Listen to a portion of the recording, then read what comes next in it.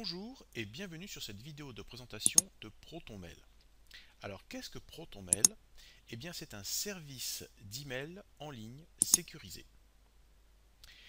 Ce service est en cours de développement par trois ingénieurs dont vous voyez ici les noms et les photos et qui ont travaillé respectivement au CERN et au MIT et qui ont décidé, suite aux révélations d'Edward Snowden, de créer ce service d'email ultra sécurisé. Donc nous allons voir un petit peu maintenant en détail quels sont les points forts de ce service.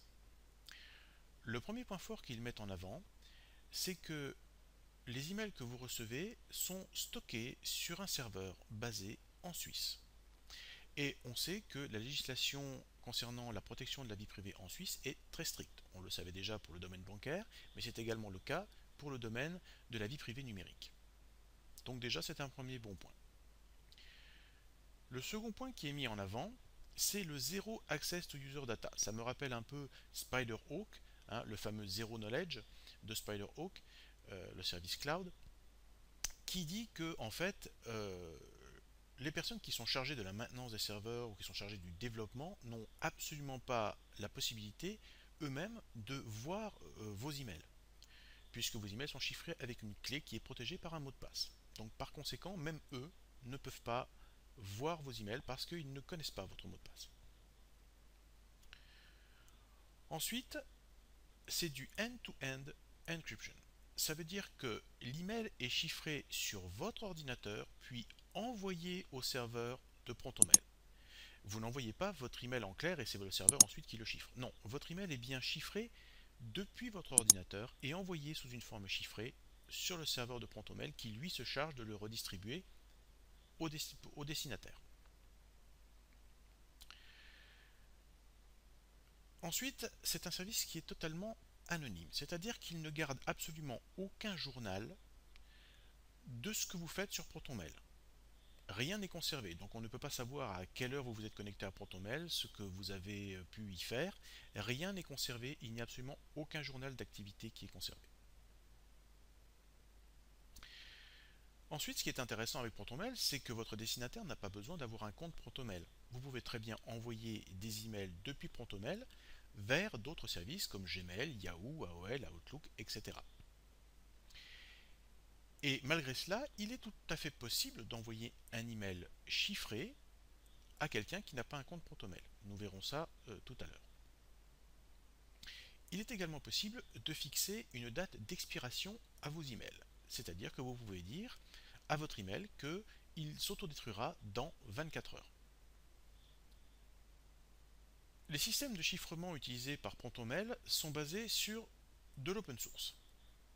Entre autres, ils utilisent des clés paires RSA de 2048 bits et également l'algorithme de chiffrage AES 256 bits. C'est assez classique et on peut dire que c'est un niveau plutôt élevé de chiffrage. Et donc il se repose sur l'OpenPGP Alliance pour tout ce qui est des algorithmes de chiffrement.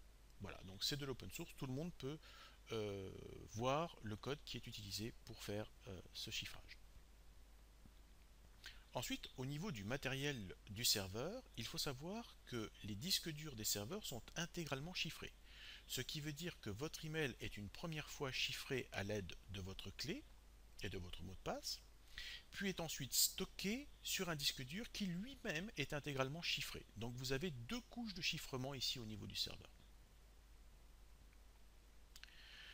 Lorsque vous envoyez votre email chiffré à destination du serveur de ProtonMail, il passe par un canal SSL.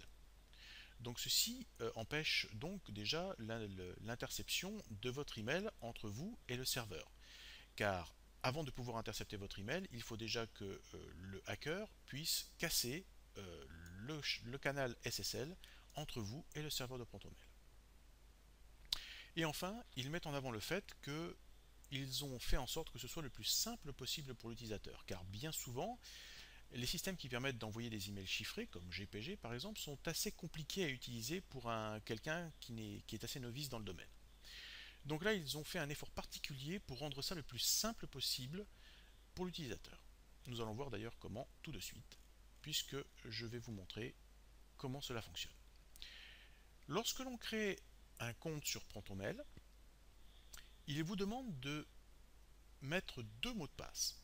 Le premier mot de passe est celui qui permet de se loguer sur le serveur, de s'identifier sur le serveur de ProtonMail et d'ouvrir donc la première porte à leur service. Le deuxième mot de passe qui vous est demandé, c'est celui qui sert à protéger votre clé de chiffrement et qui permet de chiffrer votre boîte email au complet. Donc à chaque fois que vous voulez vous identifier sur le serveur de ProtonMail, vous devez rentrer ces deux mots de passe. Donc je vais cliquer sur Sign In et vous voyez qu'on me demande immédiatement le premier mot de passe qui me permet de me loguer au service de ProtonMail.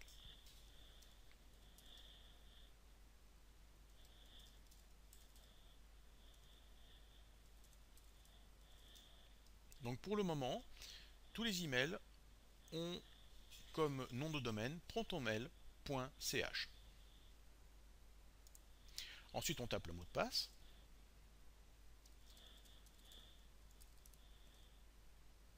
Vous remarquerez qu'il n'y a absolument aucune case à cocher vous permettant de mémoriser les mots de passe tapés de façon à ne pas avoir à retaper. Ce service est vraiment amnésique. Il ne conserve pas vos logins pour pouvoir vous reconnecter sans avoir à taper l'identifiant et le mot de passe. Cependant, il est clair que vous pouvez le faire à travers votre explorateur, comme Internet Explorer, Firefox, Chrome, etc. Mais bien sûr, ce n'est pas recommandé, car à partir du moment où vous sauvegardez quelque part vos mots de passe d'accès par quelque moyen que ce soit, automatiquement, c'est une faille de sécurité. Donc, il vaut mieux bien mémoriser vos mots de passe plutôt que de faire en sorte que ce soit le système lui-même qui le mémorise. Donc, on va faire Sign In. Et vous voyez que maintenant, il me demande le deuxième mot de passe, qui est en fait le mot de passe qui permet de protéger mes clés de chiffrement RSA pour chiffrer mes emails.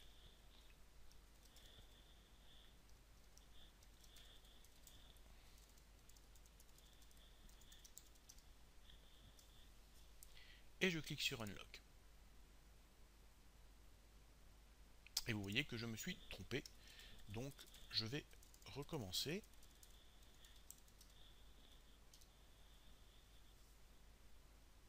Voilà, succès. Et donc on arrive directement sur la boîte de réception. Comme vous pouvez le voir, l'interface est relativement simple, épurée et plutôt jolie. Je la trouve plutôt très agréable. Et nous allons commencer par voir donc le menu de gauche. Alors le premier bouton, eh bien, c'est un bouton qui permet de composer un nouvel email. Donc je clique sur composer. Et nous voyons que c'est donc séparé en deux parties. À gauche, vous avez tout ce qui concerne le message, l'objet du message et le destinataire. Et à droite, les pièces jointes, l'expiration et le chiffrement. Alors pour ce qui est de la partie de gauche, le fonctionnement est assez classique. Vous avez une ligne pour marquer le nom de votre destinataire. Alors bien sûr avec un système qui complète automatiquement votre saisie à partir de vos contacts. Une ligne également pour marquer le sujet de votre message. Et puis ensuite, eh bien, vous n'avez plus qu'à taper votre texte. Pour ce qui est du formatage du texte, pour le moment, il y a assez peu de boutons qui vous permettent de faire du formatage de votre texte, mais je pense que ça va venir un peu plus tard. N'oublions pas qu'ils sont en version bêta et que pour le moment, c'est une bêta fermée, uniquement sur invitation. Alors, voyons maintenant un petit peu le côté droit qui est particulièrement intéressant. Alors, d'abord, vous avez la possibilité de mettre des pièces jointes, soit en cliquant sur la case ici, soit en faisant des glisser-déplacer de vos fichiers dans cette case. Seulement attention, il précise bien qu'à l'heure actuelle, pour le moment en bêta, les pièces jointes ne sont pas chiffrées. Mais bien sûr, lorsque la version finale de ProtonMail sera sortie, les pièces jointes seront également chiffrées à l'aide de l'algorithme AES. Mais pour le moment, en bêta, ce n'est pas le cas. Ensuite, voici donc le système d'expiration. Par exemple, je peux dire je veux que mon email expire dans 12 heures. Voilà. Alors bien sûr, vous pouvez mettre, si vous voulez, 300 heures également. Ça marche. Ou 600. Voilà. Ça marche aussi. Cependant, nous allons voir qu'il y a quand même quelques limitations à ça. Je vais mettre 12 heures. Nous allons cliquer sur More Info. Alors, qu'est-ce que ça nous dit ici? De ProtonMail vers ProtonMail, c'est permanent par défaut. Voilà, donc là, il n'y a aucun souci, ça fonctionne parfaitement bien. De Protonmail vers un autre compte d'email, ça ne fonctionne que si votre message est chiffré, à l'aide du bouton que nous allons voir tout à l'heure dans quelques secondes, qui se trouve ici. Donc, et ici, le maximum possible de date d'expiration, c'est 4 semaines. Voilà, donc là, il y a une petite limitation à partir du moment où vous envoyez votre email sur un compte extérieur de type Yahoo, Gmail, etc. Par contre, de Protonmail vers un autre compte d'email sans chiffrement, cela ne s'applique pas du tout. Il n'y a pas d'expiration possible. Voilà. Bien, maintenant nous allons voir ici comment on peut faire le chiffrement. Donc je clique sur chiffrement. Alors, à partir du moment où vous envoyez un email de Protonmail à Protonmail, il n'y a pas vraiment de nécessité à, à chiffrer votre email puisqu'il est chiffré par défaut de Protonmail à Protonmail. Donc aucune utilité. Ce service ici n'est intéressant que si vous envoyez un email à un compte extérieur de type Yahoo, Gmail, Outlook, etc. Alors, deux possibilités s'offrent à vous. Soit vous convenez d'un mot de passe avec votre destinataire, et à ce moment-là, vous tapez ici dans ces deux cases le mot de passe que vous avez convenu avec lui. Soit vous n'avez pas eu l'occasion de voir cette personne ou de communiquer avec elle, et à ce moment-là, vous pouvez lui mettre ici une petite phrase qui va lui permettre de deviner le mot de passe. Par exemple, le nom de ton chien ou le prénom de ta femme, enfin bref. Voilà, on peut faire deviner le mot de passe à la personne par une question secrète, en fait, un peu comme les questions secrètes qui sont utilisées pour retrouver les mots de passe dans les comptes. Voilà, donc bien sûr, c'est pas vraiment la meilleure méthode parce qu'il est clair que ça ne permet pas de faire des mots de passe très complexes, donc il vaut mieux, je pense, convenir d'un mot de passe fort avec son destinataire avant de lui envoyer un email. Voilà. Donc ensuite vous avez la possibilité soit de sauvegarder cet email pour l'envoyer plus tard, soit de l'envoyer immédiatement, soit d'annuler. Vous remarquerez également que ProtonMail sauvegarde régulièrement votre email afin que s'il y a le moindre problème, par exemple un crash de votre ordinateur pendant que vous êtes en train de taper votre email, eh bien vous pourrez retrouver cet email dans le dossier draft, qui est en fait un dossier brouillon, et vous pourrez continuer là où vous en étiez, donc vous ne perdez pas votre email. Et ça, c'est quand même une fonctionnalité qui est très intéressante, surtout si vous tapez un email plutôt long. Voilà. Alors ensuite, voyons voir un peu la partie inbox, c'est-à-dire votre boîte de réception. Donc là, il va nous demander si on veut quitter. Alors, dans la boîte de réception, vous voyez que j'ai déjà quelques emails que j'ai reçus. Donc ça fonctionne très bien au niveau de la réception. Nous allons voir un petit peu les boutons qui sont à notre disposition. Donc déjà, nous avons des boutons qui indiquent si l'email a été chiffré ou pas par un système de mots de passe, donc un petit cadenas qui représente le chiffrement. Vous avez la possibilité de mettre en favori certains de vos emails en cliquant sur l'étoile ici qui est devant, et à ce moment-là, votre email va se retrouver dans ce dossier ici qui s'appelle Starred, qui est en fait un dossier favori, donc ils disent en fait que vous étoilez votre email, ce qui je trouve une façon assez jolie de dire les choses, plutôt que favori, donc on étoile son email. Et nous allons voir également qu'il y a un menu ici en haut qui permet d'indiquer le message comme étant non lu ou comme étant du spam. Vous pouvez également l'envoyer à la corbeille. Vous pouvez également filtrer pour n'avoir que ceux qui sont lus ou pas lus ou alors tous. Et également un système qui vous permet d'ordonner de façon différente la liste de vos emails, hein, de A à Z ou de Z à A, etc., etc. Donc ce sont des fonctions que l'on retrouve assez classiquement sur les comptes d'email et qui sont tout à fait simples d'utilisation ici dans ProtonMail avec un menu vraiment très simple. Maintenant, voyons un petit peu la consultation d'un email. Il suffit de cliquer sur un des emails que j'ai reçus. Ici, vous voyez que, comme souvent le font les comptes d'email, les images sont bloquées par sécurité. Donc on peut cliquer ici sur Show Image pour pouvoir voir les images qui se trouvent dans l'email. On a également un petit menu ici, enfin un petit bouton ici qui permet de voir ou ne pas voir le détail de cet email. Et puis vous avez des boutons vraiment classiques qui permettent de répondre ou de transférer l'email à quelqu'un d'autre. Vraiment très classique. Vous avez également ici deux boutons qui vous permettent de passer à l'email suivant ou à l'email précédent. Possibilité également d'imprimer et possibilité également de voir le code contenu dans cet email. Donc ça va vraiment pousser très loin. Voilà, donc vraiment très simple, menu vraiment très épuré, très simple, rien de vraiment compliqué. Si on va dans Draft, vous voyez que l'email que j'ai annulé tout à l'heure, eh bien s'y retrouve. Je peux cliquer dessus et l'envoyer à la corbeille.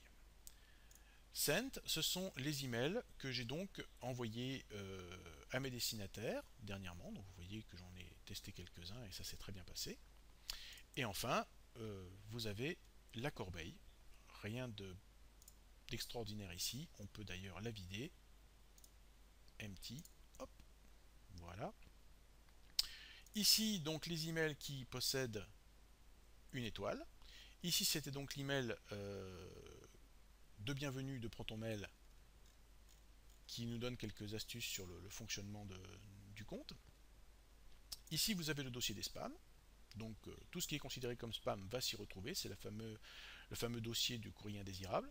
Et enfin, vous avez ici la liste de tous vos contacts. Contacts qu'il est possible d'ailleurs d'importer depuis un fichier CSV. Donc, il est très facile d'importer tous vos contacts avec cette méthode. Enfin, il y a une limitation, c'est-à-dire que vous êtes limité à un stockage de 500 mégas au total d'emails stockés et vous n'avez la possibilité que d'envoyer 1000 emails par mois. Voilà, donc ça c'est une limitation pour le moment sur la bêta. ProtonMail sortira en version gratuite, certainement avec des limitations de ce genre, et ensuite il y aura certainement des versions payantes qui permettront d'aller plus loin au niveau du stockage et au niveau du nombre d'emails que l'on peut envoyer. Voilà, donc je pense qu'il y aura plusieurs versions, plusieurs services possibles qui seront payants. Voilà. Ceci étant dit, mon avis personnel, c'est que c'est un service qui est vraiment excellent. J'ai même eu l'occasion de l'utiliser sur téléphone mobile. Et l'interface est vraiment très réactive, très simple d'utilisation. Et je pense que c'est un projet qui est très intéressant et qui est vraiment à suivre. Et qui sera certainement utilisé par beaucoup de gens dans le monde qui ont été sensibilisés par les révélations d'Edward Snowden. Voilà, j'espère que cette première présentation de ProtonMail vous a plu et je vous dis à bientôt pour de prochaines vidéos.